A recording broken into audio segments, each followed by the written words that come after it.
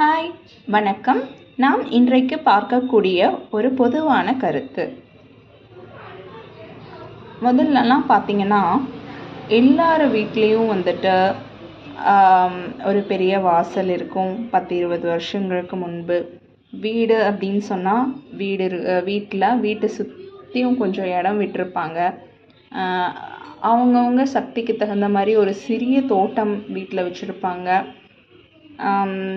வழக்கமாக முருங்கை, மாமரம், கொய்யாமரம், அதுபோக பீர்க்கங்காய், புடலங்காய், இந்த மாதிரி கொடிகளும் தென்னை மரங்களும், என்னென்ன செடிகள், ரோஜா செடி, மல்லிகை செடி அப்படின்னு சொல்லிட்டு அவங்கவுங்கனால என்னென்ன செடி வைக்க முடியுமோ அதை செடிகள் மரங்கள்னு வச்சுருப்பாங்க.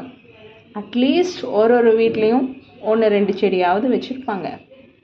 பட் நம்ம இன்றைக்கி வாழக்கூடிய ஒரு லைஃப் ஸ்டைலில் எல்லாத்துக்கும் அந்த வளங்கள் கிடைக்குமா அப்படின்னா அது கண்டிப்பாக கிடையாது. ஸோ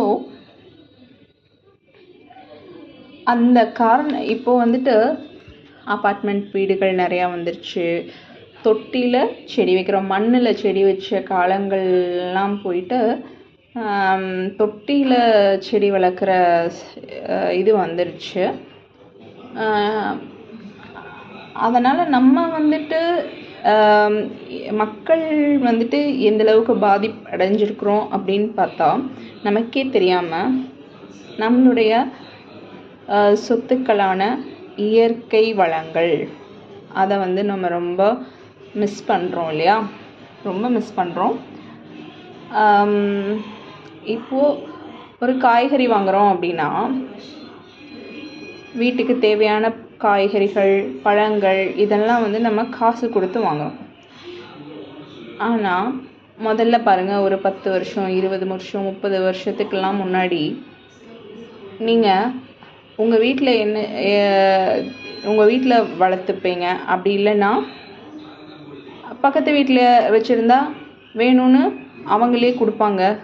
நம்மளும் கேட்டு வாங்கலாம், அவங்களும் கொடுப்பாங்க. அந்த ஒரு ஸ்நேகிதம் அப்படிங்கிறது இருந்தது. இன்றைக்கி குப்பையில் போடுற பொருளை கூட ரீசைக்கிள் பண்ணி காசு கொடுத்து வாங்கக்கூடிய நிலைமை வந்துருச்சு. ஸோ நமக்கு சுத்தமாக இயற்கை சார்ந்த பொருட்கள் நம்ம உபயோகிக்கக்கூடிய தன்மை அப்படிங்கிறது ஒரு பெரும்பான்மையாக குறைஞ்சிடுச்சு. ஸோ இதனால் நமக்கு நோய்கள் பெருகிடுச்சு. நம்மளோட உடம்பை நம்ம பெருசாக கவனிக்கிறதுக்கு வாய்ப்பு இல்லாமல் குறைஞ்சிக்கிட்டு இருக்கு. ஸோ ஃபார் எக்ஸாம்பிள் நான் சொல்கிறேனே, இப்போது நான் வச்சுருக்கேன் இந்த பீர்க்கங்காய் நார் பாருங்க. இது இது என்னோட தனிப்பட்ட எக்ஸ்பீரியன்ஸ் தான். இது ஒரு ஆர்கானிக் ஸ்டோர்ஸில் தான் நான் வாங்கினேன். அதாவது இயற்கை பொருட்கள் மட்டுமே விற்பனை செய்யக்கூடிய ஒரு கடை, சின்ன கடை. ஸோ அந்த கடையில் பார்த்துட்டிங்கன்னா இதை வாங்கி இதை எதுக்கு நம்ம யூஸ் பண்ணுறோம் அப்படின்னா குளியலுக்கு நம்ம பயன்படுத்துகிறோம். ஸோ இதை யூஸ் பண்ணும்போது என்ன நடக்குது அப்படின்னு பார்த்தீங்கன்னா, ரொம்ப ஃபஸ்ட் டைம் யூஸ் பண்ணும்போது அதை தொட்டாலே நம்ம ஸ்கின் எரியுது.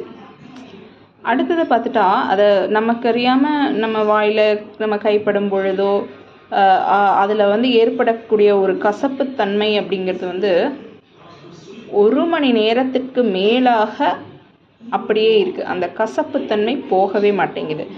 ஸோ நம்ம இயற்கைன்னு நம்பி ஒரு பொருளை நம்ம வாங்குகிறோன்னா அதுலேயும் கெமிக்கல் கலந்துருக்கு. இயற்கை அப்படிங்கிறது நம்மளே கைப்பட நம்ம விவசாயம் பண்ணியோ இல்லை நம்ம வீட்டில் வளர வச்சோ நம்ம என்ன தானாக பயன்படுத்திக்கிட்டு இருந்த காலத்தில் நமக்கு கிடைச்சதெல்லாம் போய் இப்போ நம்ம கெமிக்கல் கலந்ததை தான் நம்ம யூஸ் பண்ணுற மாதிரி இருக்குது. ஸோ இதே போல் தான் ஒவ்வொரு பொருட்களும் நம்ம ஆர்கானிக் அப்படின்னு சொல்லிட்டு நம்ம வாங்குகிற பொருட்கள் அத்தனையுமே எல்லாமே ஆர்கானிக்கா அப்படிங்கிறது கேள்விக்குறி தான். ஸோ நம்ம இயற்கை வளங்களை எல்லாருமே ரொம்ப மிஸ் பண்ணுறோம். தேங்க்யூ.